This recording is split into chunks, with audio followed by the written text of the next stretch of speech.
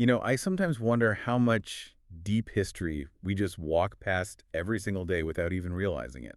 What if one of Europe's most important ancient monuments was just sitting right behind the gymnasium of a busy school? It sounds totally impossible, doesn't it? But you've just described the Marlborough Mound in Wiltshire. It's often tied to legends of Merlin, but the reality is even more astounding. Okay, so just how significant are we talking? We're talking about the second largest Neolithic mound in all of Europe. It's 19 meters high, only Silbury Hill is bigger, and carbon dating puts it at around 2400 BC. That's just immense. So for this deep dive, our mission is to unpack the, 4,000-year life of this place. It seems to connect everything from Neolithic societies to Norman conquerors. Absolutely. If we go back to its origins, it was built around the same time as the Avebury complex nearby. So it was part of that whole ritual landscape. Exactly. And it wasn't a quick job. Scholars think it was built in stages, maybe over an entire century. They just used local materials, clay, flinty gravel, that sort of thing. And what was it for? Any ideas? Well, that's the big question. It could have been a platform for speeches, maybe a ritual site.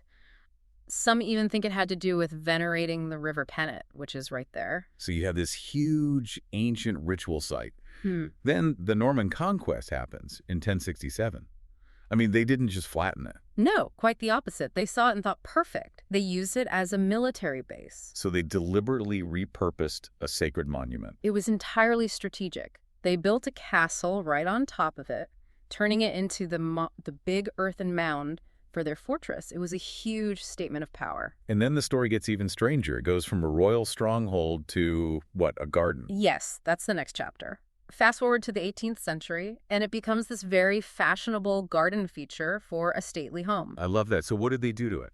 They cut a spiral path up the side, put a water feature on the summit, and even built a little shell grotto into the base. A shell grotto. Yep, which, funnily enough, in the 20th century ended up being used as a bike shed for the college students. From ritual site to bike shed. That's fantastic.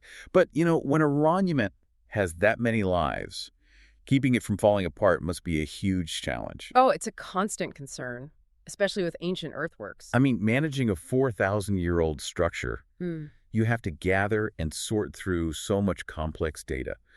Dating reports, structural surveys, just to figure out what to do next. Sounds a lot like the problems modern businesses face. That's a very similar principle, yes. Which brings me to our sponsor. If your business needs help with AI training, automation, integration, or even just figuring out where AI agents can make the biggest impact, you should check out embersilk.com. And thankfully for the mound, that kind of dedicated effort is now happening.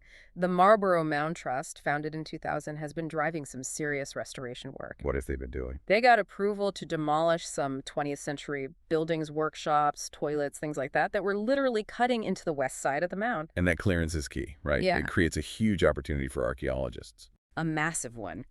As they cleared the site, they had archaeologists right there, researching old medieval waterways that had been covered up for ages. They're also putting in a new stone-faced wall to stop future slippage. So it's about preservation and education. Exactly. The Trust's vision is all about that. Public access is limited, just one open day a year, but the college keeps the tradition of ad montem, or to the hill, for new students. So they're directly connecting modern learners with this incredible 4,000-year history. It's a living monument. I think the story of the Marlborough Mound just shows us that we don't have to choose between progress and preservation. We can adapt these irreplaceable sites and then use our modern knowledge and our dedication to protect them for future generations. It's a really profound testament to valuing our deep past. If you enjoyed this deep dive, please subscribe to the show. Hey, leave us a 5-star review if you can. It really does help get the word out. Thanks for tuning in.